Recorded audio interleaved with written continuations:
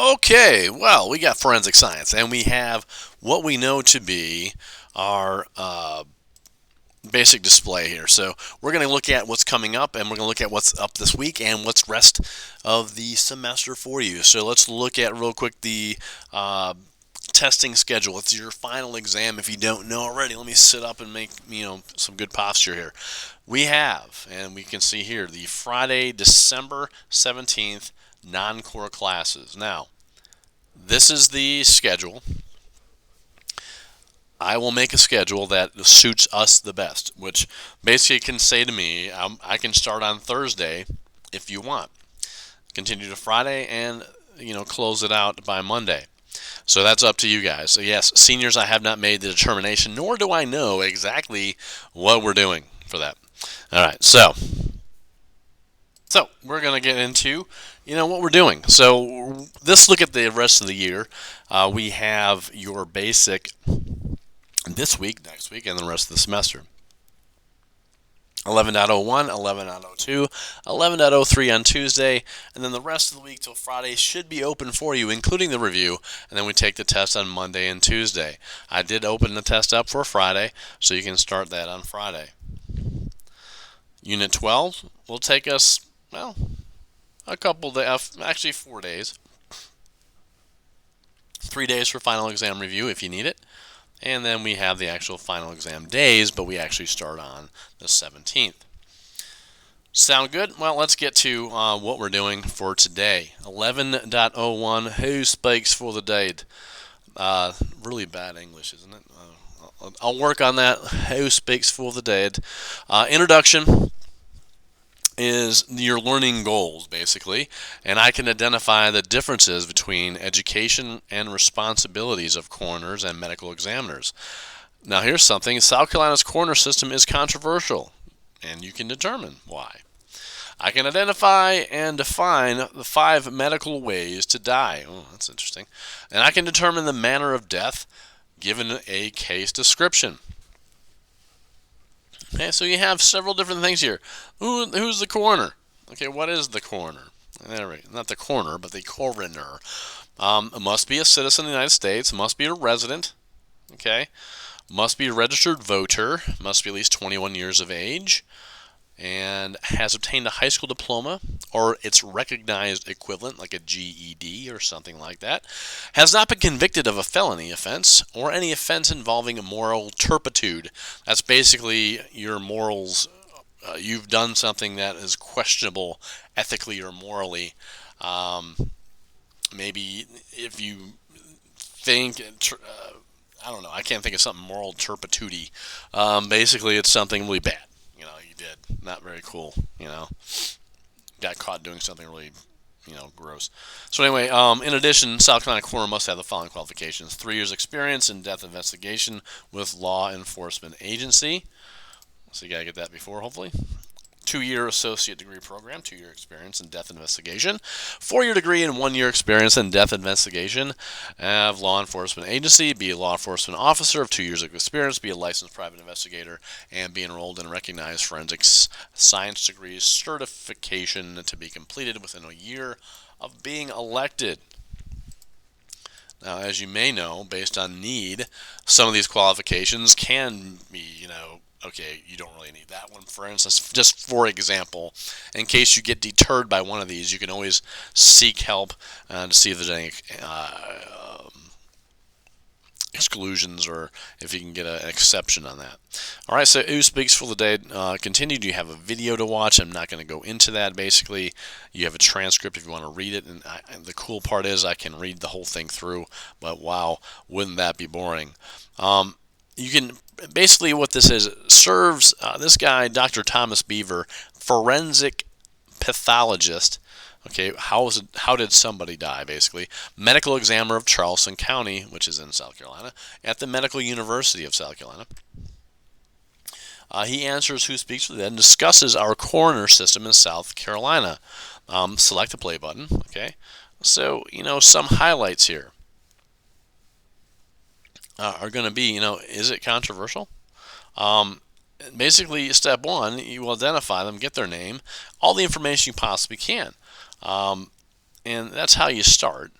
You have to, of course, determine all the things that you need to have. Now, the death certificate goes into what's supposed to be on it, what it looks like, so you can kind of go through that and what that is. It's almost like a birth certificate, but it's at the end of life. It's a legal document, basically, and it's issued by a qualified medical practitioner certifying the death of a person, and that's how we get those. You might have seen the hospital dramas where they call the death, 12 o'clock in the afternoon, 12 p.m. Death call. So basically, you seek copies of that to change benefits like life, health insurance, pensions, Social Security benefits, that kind of thing. As a former insurance agent, I have come across, of course, a call from a client whose husband has passed or had passed, and it was not a very pleasant phone call, but those pieces of information need to be obtained. And as you see here, this is an iconic blues and soul artist, Marvin Gaye, who is one of my favorites of all time. I don't want to give away the good stuff, so I'm going to go on. So 5 legal ways to die. Unless you die this way, you can't die. So, and just to give you that, heads up.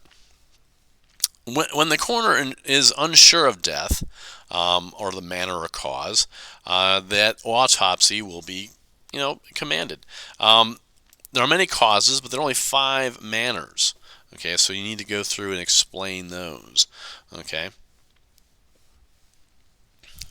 So it goes through all that. That should be interesting stuff. You can only die 5 certain ways. So you can at the hands of yourself. Basically, you didn't intend to. That is basically, or there's some legal definitions of homicide. If you bang into someone else with your car, that is something that is, can happen if you do get in a car accident. If there's some, homicide involved based on the nature of that accident. Basically, these 5 things: suicide, accident, homicide, natural, and undetermined. Wow. Okay, so some people won't know how you died. So that's the thing, undetermined. The mystery or cold cases. Okay. So this one is the medical examiner forensic pathologist. So this is kind of cool. This needs a medical type of a license usually. Education training of a forensic pathologist couldn't be more different than the requirements of a coroner. That's different. So we have to know the difference between those 2 things, as you may see. So that is important to go through. Now, let's look at the big difference. Everyone looks at the money part of it. If you're going through a career, you might want to make some money, get some bags here of gold here. So a medical examiner salary ranges from $150,000 to $450,000 with 13 to 15 years of education after high school. That is a very long time. So you have 4 years undergrad, 4 years of grad, then you got your residency. So that's 8. 2 more 10. 13. After high school. That's amazing. That's some pretty, of course your specialty is going to be medical examiner or forensic pathologist, so you have to do some specialty training as well. That includes that education. So, wow. So, yeah, all these things you're doing, you're going to need to take in high school: the biology, chemistry, forensic science, and bachelor of science degree as a doctor of medicine in medical school. Once you've done that, you apply for a position in a 5-year residency program. So yeah, do the math. 4 plus 4 plus 5, that gives you what you got to do. That's pretty extensive, and that's kind of the timeline. So if you graduate from high school at the age of 18, you add on 13 years to that, you'd be 31 by the time you're making bank here. And imagine all the student loans if you don't qualify for special stuff. That doesn't deter you from becoming one. It's just saying that it's a sacrifice. It is a commitment if you choose to do so. And basically, if you get into the medical school and you finish after 8 years of undergrad and graduate, you can say, yeah, I want to do that, because you still can be a doctor in a certain other way. You can choose another specialty or pathway in the medical field. You don't have to say, okay, I want to be that, and that kind of thing. So now you have some questions, as we always do. And no, those are not the right answers. I'm just clicking stuff because I'm having fun doing it. Basically, questions go through, and I'll let you do that. So basically, good notes on that will get you through that, see all the things you have to go through. Now, the summary.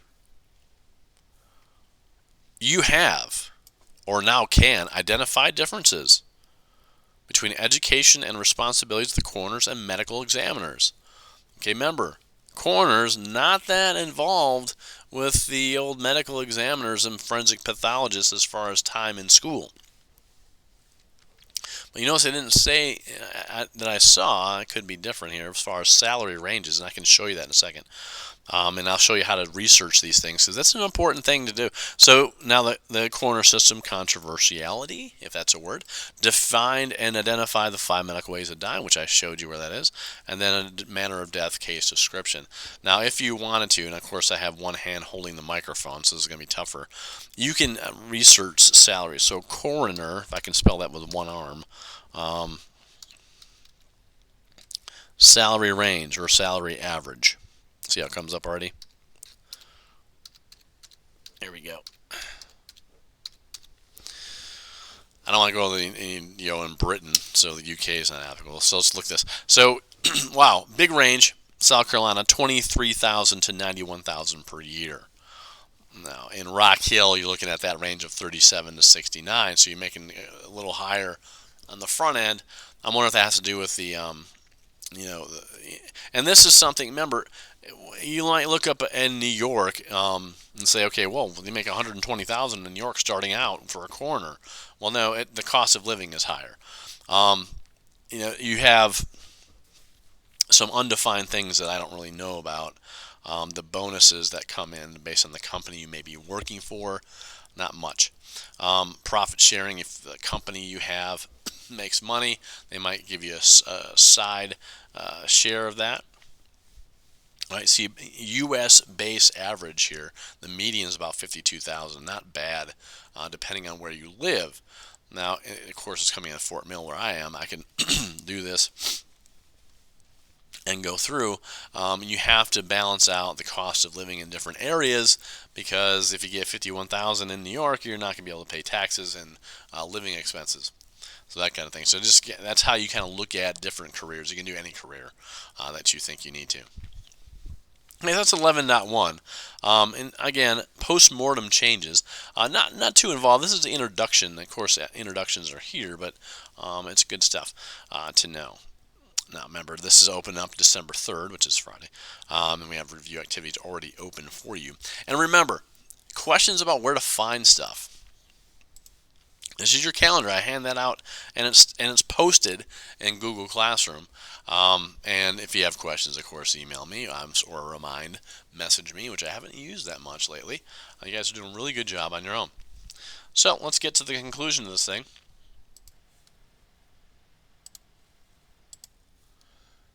And as we head out into the wonderland that is this planet, I wish you all a happy holidays and to all a good night.